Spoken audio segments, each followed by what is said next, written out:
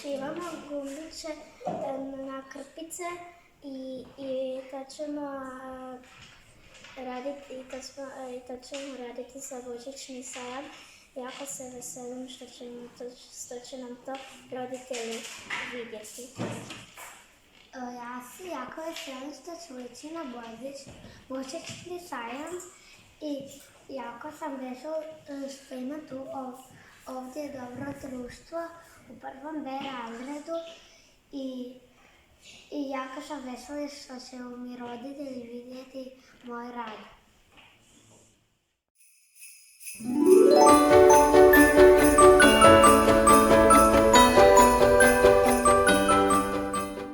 Učenici 4. osnovne škole Varaždin odlučili su ove godine Božić proslaviti zanimljivije te su organizirali božićni sajam.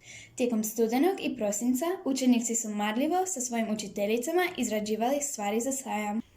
Ja isto sudjelujem u božićnoj radionici i radim isto za božićni sajam. Ja radim za ovog čovječuljka, on je ukras za bor božićni.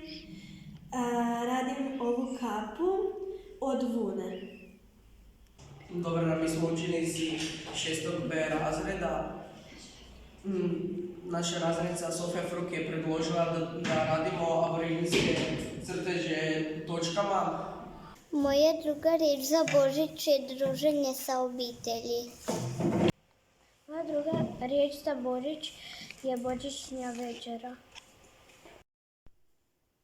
Na lijepo ukrašenim štandovima naći će se gipsani anđeli, božićno ukrašene bočice, božićne kuglice i čestitke, nakit te sve što je potrebno za ukrašavanje doma.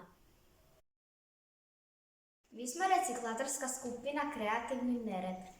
Radimo božićne čestitke s koncem od starih božićnih čestitka. Mi u boravku radimo božićne čestitke za sajam. Moje drugo ime je za Božić pokloni.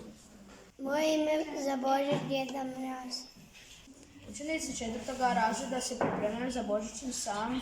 Evo, mi smo sada radili pšenicu koju ćemo tamo staviti kod prozora i tamo će narasti. Stavili smo kamenčiće, drvo i tako dokad treba, dokad ne bude skroz do kraja, skoro do kraja. I stavili smo foliju, zemlju i malo pšenicu koja će narasti tamo, stavit ćemo kod prozora i da, to je to. Moje drugo ime je za Božić darovi. Moja druga riječ za Božić su kolači. Moje drugo ime za Božić je snijeg. Mi smo grupa Spretne ruke koje vodi učiteljica Tamara. I danas isprobavamo raditi vafle. Jećemo vas na božićni sajam počastiti finim vaflima. Mi smo Ovrha sedmica. Za božićni sajam pripremili smo sljedeće pjesme. Mary's Boy Child, Jingle Bell Rock, Rocking Around the Christmas Tree, Feliz Navidad, Last Christmas, Epično.